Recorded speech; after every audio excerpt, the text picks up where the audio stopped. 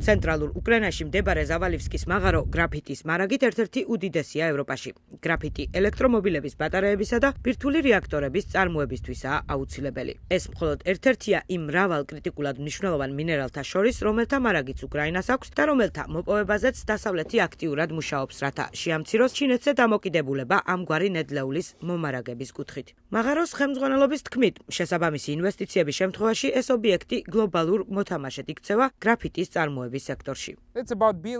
აქ საქმე მილიარდობით დოლარსა და მრავალწლიან ინვესტიციებს ეხება. პროცესის დასაწყებად უკრაინის მთავრობამ მჭიდროდ უნდა ითანამშრომლოს ამერიკელ და ევროპელ პარტნიორებთან, ასევე მსხვილ საერთაშორისო კომპანიებთან, რათა ეს ბაზა ერთობლივად შეიქმნას.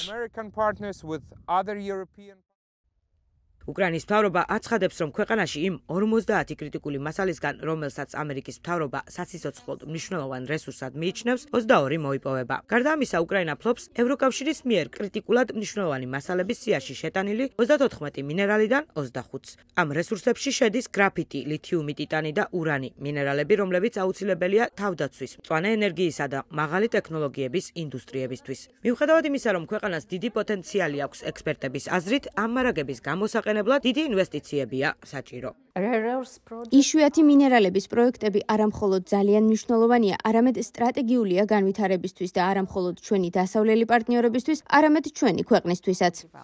უკრაინული სამთო ინვესტიციების კომპანია BGV აცხადებს, რომ მან უკვე დახარჯა 100 მილიონი დოლარი კრიტიკული მინერალების პროექტებზე, თუმცა მას საქმიანობის გაფართოებისთვის მილიონობით დოლარის დამატებითი ინვესტიცია სჭირდება. ბალახივკაში გრაფიტის მოპოვების განვითარებისთვის საჭიროა დაახლოებით 450 მილიონი დოლარის საერთო კაპიტალური ინვესტიციები.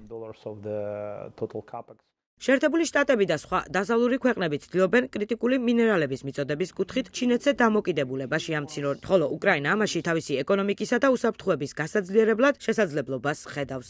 ჩვენ მოქმედებთ ორივე მხარისთვის სასარგებლო სტრატეგიით. ჩვენ ვიცით, რომ ჩვენს პარტნიორებს ეს მასალები სჭირდებათ და ეს არ არის უბრალოდ ნედლეული, ეს არის პროდუქტი მაღალი დამატებითი ღირებულებით.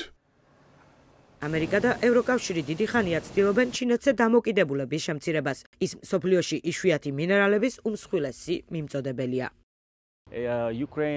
უკრაინა დაეხმარება ევროპასა და შეერთებულ შტატებს ჩინეთზე და ნაწილობრივ რუსეთზე დამოკიდებულების შემცირებაში. ასევე რა თქმა უნდა, ეს გააძლიერებს უკრაინის მდგრადობას.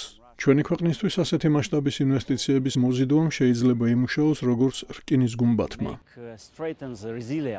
რომან ოპიმახის თქმით, ეს პარტნიორობა სტრატეგიული და ეკონომიკური დატვირთვისაა. მიუხედავად ომისა და ტერიტორიული დანაკარგების რისკისა, ის აღნიშნავს, რომ უკრაინის კრიტიკული მინერალების უმეტესობა კვლავ კიევის კონტროლის ქვეშ რჩება.